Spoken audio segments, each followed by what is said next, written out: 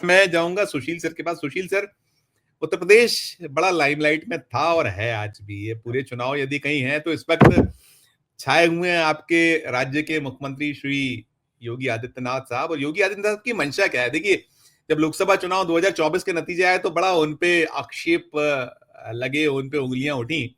और अभी वहां तो केवल 9 सीटें हैं, लेकिन वो जितनी मुखरता दिखला रहे हैं और बार बार ये हो रहा है कि वो मोदी से एक कदम दो कदम आगे हैं। तो 9 सीटों पर ज्यादा चिंता है, या देश में वो जो कहते हैं ना कि नहीं, हम भी खेलेंगे नहीं तो खेल बिगाड़ेंगे, बड़ा अजीब सा एक वो होता है। और ये जितना मुखर होते हैं उसमें नुकसान होता हमने देखा है, पाया है।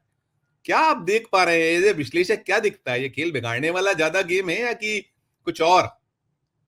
सुशील सर, अनम्यूट कर लीजिएगा सर, अनम्यूट अनम्यूट। संजीव भाई, बहुत दिनों बाद आपके दर्शन हुए हैं और बहुत दिनों बाद अजय गुरु के भी दर्शन हुए हैं। आप छोटे समय भाई कम हैं से लेकिन, समय कम और मिलता है आपको।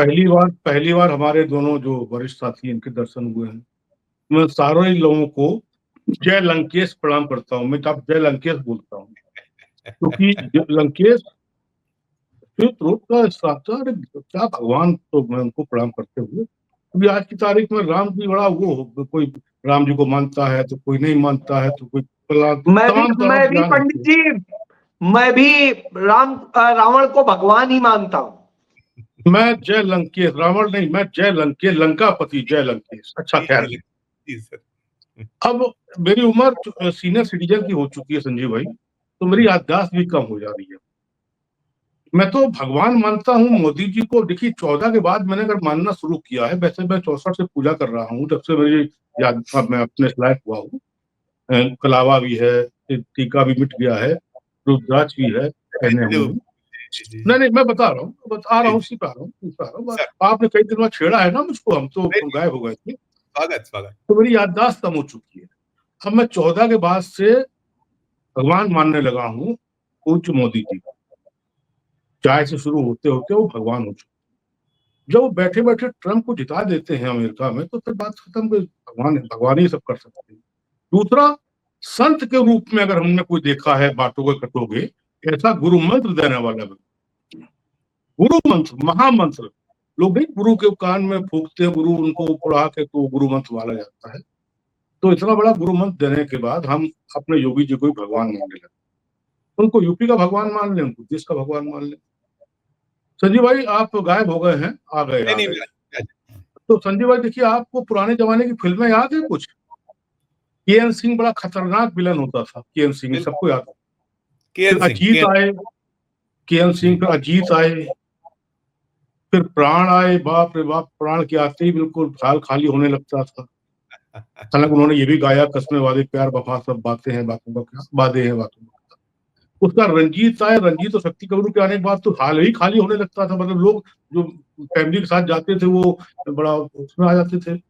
आज की पॉलिटिक्स, 14 के बाद की पॉलिटिक्स जो है वो खलनायक की वाली पॉलिटिक्स आ चुकी, जो राजनीतिक रूप से राजनीतिक विचारधारा हो चुकी, वो आ चुकी। जो जितना निगेटिव है वो उतना सक्सेस, जो जितना निगेटिव बोल दे। आप देखिए, गिरिराज भाई बोलते हैं बिहार के कि एक तमाचा मारे मुसलमान 100 मारो। उधर आसाम के भाई बोलते हैं कि मुसलमानों को बिल्कुल आसाम से खाली करके, प्रधानमंत्री कौन है वो जो आसाम के जो है। उधर से हिमाचल के ठाकुर का वो नए मंत्री है केंद्र के दोबारा, वो भी बोलते हैं पता नहीं क्या क्या, वो फाड़ डालेंगे, काट डालेंगे, तलवार चल रही। उधर से वो नए आए हैं मोहन यादव मध्य प्रदेश के, वो भी शुरू हो गए। और इन सबने अपना आइडियल मान लिया, चाय को नहीं माना है। इन्होंने आइडियल मान लिया बुलडोजर को, अगले चोले पर यमराज मिलेंगे, बांटो कटोगे फला। अब उधर हमें समझ नहीं आता कि मल्लिकार्जुन क्यों कह रहे हैं। ये बात अजय भाई ने बता दी होगी कि मल्लिकार्जुन ने परसों ये कहा कि जो बांट रहे हैं काट रहे हैं वही नारा दे रहे हैं। हमको समझ नहीं आ रहा कि मल्लिकार्जुन सही कह रहे हैं। अब हम बड़े पसोपेश में है कि करे तो करे क्या। हम ये नहीं समझ पा रहे हैं कि इन भगवानों के प्रति ये विपक्ष का इतना विद्वेष क्यों। अरे भाई, आप ये बताइए, उद्धव ठाकरे रो क्यों रहे थे जब आपको मालूम है कि अब राजनीति वो नहीं रह गई, अटल बिहारी वाजपेयी वाली, इंदिरा जी वाली वाजपेयी राजनीति नहीं रह गई, राजीव जी वाली वाजपेयी नहीं रह गई, राजनीति नहीं रह गई जिन्होंने राजीव जी ने जिन्हें घुटने के लिए भेजा था और उन्होंने चीफ वो गेस्ट बना के भेजा था हिंदुस्तान तरफ से, वो राजनीति रह गई है। अब तो आपका सामान चेक तो किया ही जाएगा, चाहे रिप्लेस हो चाहे पर्स हो।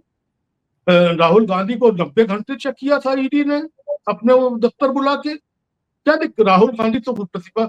अब हम ये समझ नहीं पाते हैं कि कहां पर मामला बना कि राहुल गांधी ये मोहब्बत की दुकान और ये शोरूम और मकान बेचते बेचते नेता प्रतिपक्ष हो गए। नेता प्रतिपक्ष को देश का बहुत बड़ा व्यक्ति माना जाता है, जो हमारे समय पर राजनीति होती थी। मैं 14 के रात पहले की बात नहीं करता। अब नेता प्रतिपक्ष को ऐसे लोग बात करते हैं जैसे नेता प्रतिपक्ष ना हो गया हो। मतलब हर एक सोच कहां पर खड़ी हो गई है। और संजीव भाई, आज नहीं, देखिए, मैं तो इस बात से बड़ा दुखी हूं कि मैं खेद व्यक्त करता हूं बनारस के लोगों के लिए कि जिस व्यक्ति को, देश के प्रधानमंत्री को 10 लाख, कम से कम 11 लाख वोट से जीतना चाहिए था, वहां 1.5 लाख पे आ गए। तो जब रामविलास पासवान 10 लाख वोट से, 8 लाख 10 लाख वोट से जीत सकते हैं, तो ये तो, लेकिन देश की जनता नासमझ है। उनको वो समझ ही नहीं पा रही कि हमको किसको करना क्या है। और संजीव जी, ये इतना जो हो रहा है, और कोरोना के बाद जो जो जितने ज्ञानी थे सब कंबल डाल के सो गए थे। मैं तो समझता हूँ कि मैं तो मांग करता हूँ संजय से, ये अपने 4 PM से, कि ये इतने गंदे नारे, हमने तो नारे वो अभी सुने हैं कि तुम मुझे खून दो मैं तुम्हें आजादी दूंगा। हमने तो नारे वो सुने हैं कि वो क्या बोलते हैं, इनकलाब जिंदाबाद भी सुना है। हमने तो नारे वो सुने हैं कि इंदिरा गली गली में शोर है, इंदिरा गांधी फाल फाल फला फला। हमने ये भी सुना है गरीबी हटाओ इंदिरा लाओ। हमने ये भी सुना है कि अब की बारी अटल बिहारी। हमने ये भी सुना है कि सिंहासन खाली करो कि जनता आती है जयप्रकाश नारायण के समय पर। ये पॉलिटिकल नारे होते थे, पॉजिटिव नारे होते थे, समाज में संदेश जाता था, और नारों के साथ चुनाव बनते और बिगड़ते होते थे। अब यहाँ पर तो सब चीजें, आप बोलने को आप घंटों बोलते रहिए, हम लोग घंटों बोलते ही हैं। आप लेकिन एक कुछ टिप्पणी योगी आदित्यनाथ वाला जो मैं पूछ रहा था उस पर कर दीजिए, फिर मैं दोबारा भी लौटूंगा। आप पहले उस पर कीजिएगा, फिर मैं अजय सर बताइए के क्या पास। क्या क्या क्या पूछा, मैंने क्या ये पूछा बताइए। था कि उनका उनका उनका जो अंदाज है, मैंने ये कि 24 में ये पाया गया कि कहीं ना कहीं उनको खलनायक पीछे पर्दे के बीजेपी के लोगों ने ठहराया, और आज जब वो जिस तरीके से अग्रेसिव है, और ये भी है कि नुकसान होता है उससे, तो क्या आप उस संजीव पे भाई, संजीव भाई, जिस व्यक्ति के ऊपर उत्तर प्रदेश की जिम्मेदारी हो जिताने की, जीत गए पूरा उत्तर प्रदेश और देश के PM बनने की लिस्ट में हो, वो कटहरी और मिल्कीपुर के चुनाव प्रभारी हो गए। इस 9 के चुनाव में वो मिल्कीपुर तो हट गया, कि 10 के चुनाव में आप 4 प्रभारी गिन लीजिए। एक प्रभारी ब्रिजेश पाठक 2 चुनाव वार्ड के, 2 विधानसभा के, केशव मौर्य 2 विधानसभा के, भूपेन्द्र चौधरी 2 विधानसभा के, मुख्यमंत्री जी स्वयं 2 विधानसभा के, और एक उनके संगठन मंत्री वो स्वयं 2 विधानसभा। जहां पर स्थिति ये आ जाए तो गुस्सा तो होनी होनी है। उधर उधर और अपने में ही तो खलनायक बैठे दिल्ली में। योगी जी की जो फिल्म रिलीज हो रही है, अगले मोड़ पे अबराज, बेटी बेटी बचाओ, उनको बचाओ, बेटी को बचाओ, सपा से बचाओ, ये करो वो करो, दुनिया भर का कर रहे हैं। तो इनके तो खलनायक दिल्ली में बैठे हुए हैं, और योगी जी इस बात को जानते हैं। अब आप देखिए भाई साहब, कितनी बड़ी विडंबना है कि 80-80 सीट मांग रहे थे पिछले लोकसभा के चुनाव में, और 62 सीटें थी, 80 पे 80 मांग रहे थे, सब के सब एक सीट विपक्ष को देने को तैयार नहीं थे, और हार गए 36 पे। उस पर दिक्कत नहीं है, सारी की सारी बीजेपी जान दिए पड़ी है, और सारा परसेप्शन जो बन गया इन्हीं 9 सीटों पर बन गया है, इन्हीं 9 सीटों पर बन गया है। क्या कमाल की राजनीति है, जिसके दम पे आप प्रधानमंत्री बनने का सपना देख रहे हैं, वहां 2 सीटों के बाद आप ये नारे, और फिर जनता देखिए, इस जनता ने आपको 3 लाख से 1.5 लाख ला दिया 10 लाख की जगह पर। कोई चुनाव आ रहा है, फर्क फर्क किसी पे कुछ नहीं पड़ना है, क्योंकि हम कभी शिक्षा और स्वास्थ्य के नाम पर वोट देते ही नहीं है। हमारा मंदिर जो शिक्षा स्वास्थ्य का है उस पर हम वोट डालते कहाँ है। हम तो राम है कि राम नहीं है, राम क्या गए तो राम नहीं तो 99 सीटें जिताई है। एक बात कह के बात खत्म करता हूँ। मेंस के जो क्वालिफाइड जो एग्जाम होते हैं उसमें 85 पर प्री पास हो जाता है। जो बड़े बड़े एग्जाम होते हैं मेंस के, उसमें 85% पर प्री पास हो जाता है। ये तो 99 पास कर चुके हैं राहुल गांधी। और जो कतई नहीं गया वहां पर राम मंदिर, वो देश के तीसरे नंबर की पार्टी है। राम जी राम जी, राम आएंगे राम आएंगे राम आएंगे, तो राम भी बोले कि नहीं भाई, थोड़ा सा इधर विरोध वाले जो राम के लोग हैं इनको भी जरा सेट करते रहो, तो राम तीसरे नंबर की पार्टी ले। ये आप कहाँ पर, हम लोग कहाँ जा रहे हैं। और ये सब मैंने शुरू में कहा था, आखिरी बात, कि जब 14 के बाद धर्म बदल गया, राजनीति बदल गई, चिंतन बदल गया, विषय बदल गया, पुलवामा आ गया, बालाकोट आ गया, शहीद के नाम पे हम ब्लैकमेल करने लगे देश को, तो अभी तो बहुत कुछ बचा है। जो मैंने कहा ना कि 14 के बाद से जो चीजें घटी हैं, गिरी हैं और गिरने का जो लेवल रहा है, उसका उदाहरण है बिहार। वहां तो जातिवाद का है बिहार। देखिए, मुख्यमंत्री को खिलौना बना दिया, और मुख्यमंत्री नहीं खिलौना बना दिया अपने सिस्टम को। कितनी बार मुख्यमंत्री, अरे मुख्यमंत्री 5-5 साल, 10-10 साल, 3-3 ईयर, 3-3 टर्म होते थे और बड़े सम्मान से होते थे। ये थोड़ी कि घड़ी घड़ी मुख्यमंत्री, घड़ी घड़ी विपक्ष, घड़ी घड़ी शपथ, घड़ी घड़ी, ये चलते चलते वहां पर जात के नाम पर हुआ है, और एक जो अलग किस्म की राजनीति है उसके नाम पर हुआ है। और बंबई ऐसी जगह पर तो वहां सब भाई, वहां तो केवल बाल ठाकरे की रंग में थी, भोकाल या इकबाल या जिंदाबाद, और या शरद पवार की, और कांग्रेस का अपना जो सिस्टम था उसमें इन्वॉल्व था। क्या हाल बना दिया मतलब किसी को, हम सबको तो याद है कि गोवा में सबसे ज्यादा 28 दिन तक ये सरकार वो रही है, जब शिंदे वहां पर और शिंदे इतना बड़ा उद्योगपति नहीं है जो यहाँ का मुख्यमंत्री समय है कि 28 दिन तक इतने कितने विधायक लेकर बड़े 5 स्टार स्टार होटल में रुक सके, बैठ सके, खिला सके, पिला सके, पीटे खींचे खाते, सब फोटो आई थी ना। मेरे ख्याल 28 दिन की वो पूरी थी। अब आप सोचो महाराष्ट्र की राजनीति में शिंदे ऐसा व्यक्ति, ये लोग बताते हैं कभी तो आपको ऑटो चलाते थे या कभी क्या थे, फिलहाल तो ये सीएम है, वो कैसे हुआ?